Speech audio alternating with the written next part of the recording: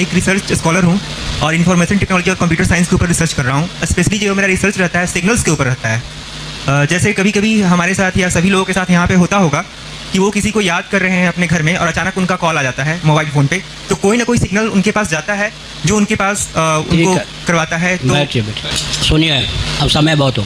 भगवान के पास माया है, जीव के पास मन है।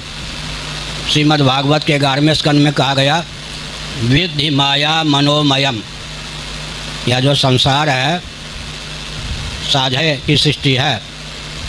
भगवान के द्वारा विरचित जितना जगत है उसके मूल में भगवान की शक्ति माया है। और हम जो कुछ संरचना करते हैं उसके मूल में हमारे पास माया के स्थान पर मन है। मन में 2 क्षमता है। तादात्म्यापत्ति, जिसका चिंतन करते हैं मन तद्रूप हो जाता है, उसका संस्कार मन में बैठ जाता है।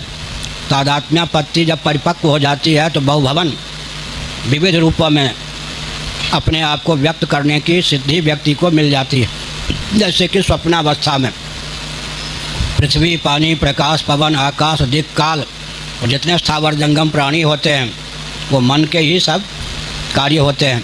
इतनी क्षमता स्वप्नावस्था में हमारे आपके जीवन में आती है, क्योंकि स्थूल शरीर और स्थूल जगत से संबंध कट जाता है तो मन अपने आप में एक प्रकार से उन्मुक्त हो जाता है। मन के द्वारा ही स्वप्न की सारी सृष्टि हमको दिखाई पड़ती है। मन ही सब रूपों में परिणत हो जाता है, यह भी कह सकते हैं।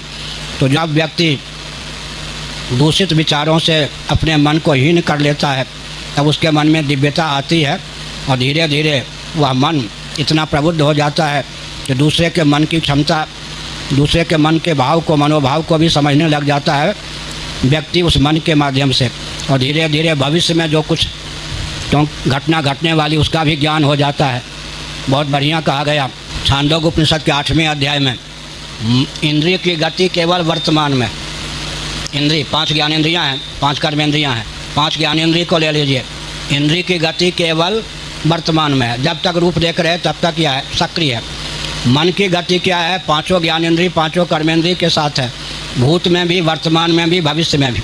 इसलिए उपनिषद में कहा गया जीव को दिव्य चक्षु के रूप में प्राप्त है मन।